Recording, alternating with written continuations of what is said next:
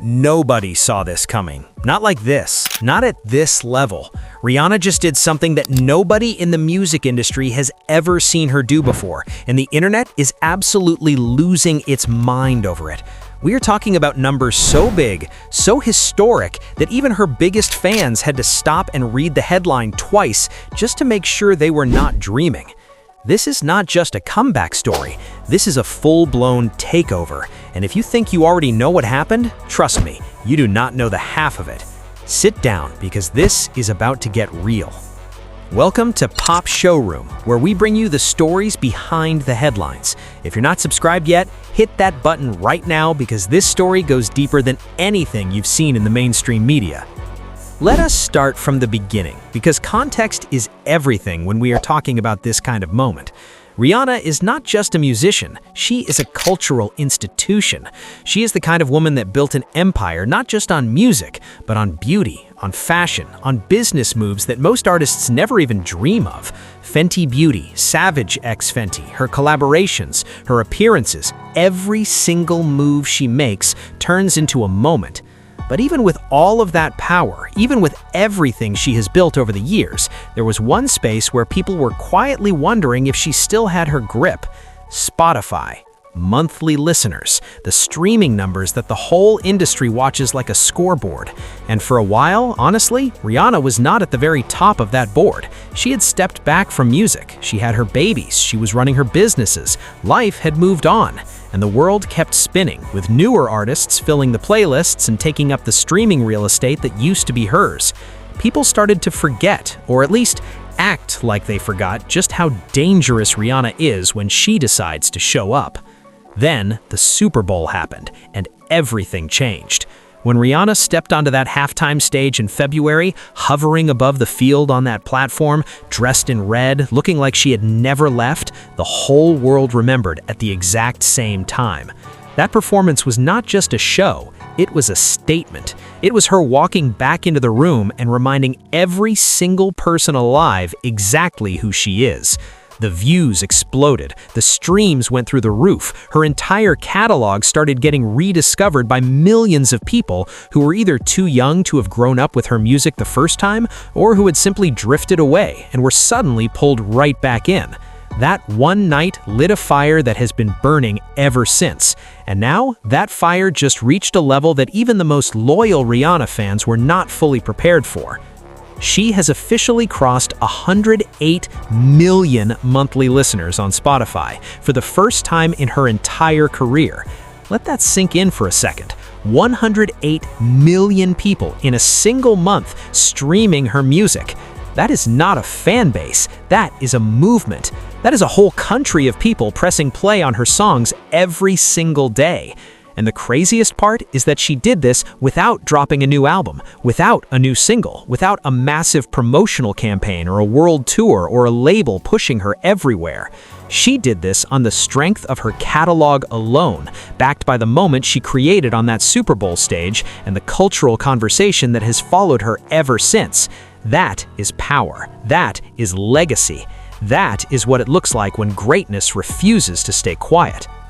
But here's where the story gets even more interesting, because crossing 108 million listeners didn't just mean Rihanna hit a personal milestone. It meant she knocked someone off their spot, and not just anyone. She overtook Bad Bunny, the Puerto Rican superstar who has been absolutely untouchable on Spotify for what feels like forever. Bad Bunny is not a small name. He is one of the most dominant forces in music right now. His albums break records. His tours sell out in minutes. His streaming numbers have been the standard that every other artist measures themselves against. And Rihanna just walked past him like it was nothing, like she was simply taking back something that always belonged to her. She is now the third most streamed artist on all of Spotify globally, sitting right behind only The Weeknd and Taylor Swift, and even that gap feels like it is getting smaller every day. Think about what that means for the culture. Think about what that means for every artist out there who has been told that you need to constantly be releasing new music to stay relevant. Rihanna has not put out an album since Anti in 2016. That is almost a decade of silence from a recording standpoint, and she is still out here competing with artists who drop projects every year, who are actively on the road, who are everywhere on social media pushing their streams up. She is doing it on nostalgia, on quality, on cultural weight, and on one single Super Bowl performance that reminded the world who they were sleeping on. That is the kind of artist you cannot manufacture. That is the kind of impact that takes years to build and then hits like a wave when the moment is right. And the fans, they went crazy. As soon as the numbers started circulating, social media turned into a celebration. People were posting screenshots, sharing their favorite Rihanna songs, debating which era of her discography is the best, arguing about whether Rated R was underrated, whether Good Girl Gone Bad was her peak, whether Anti was ahead of its time.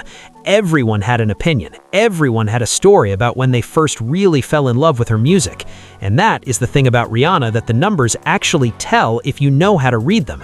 She is not just popular, she is deeply personal to people. Her songs have been at people's heartbreaks, their comebacks, their road trips, their getting ready to go out moments, their crying alone at 2 a.m. moments.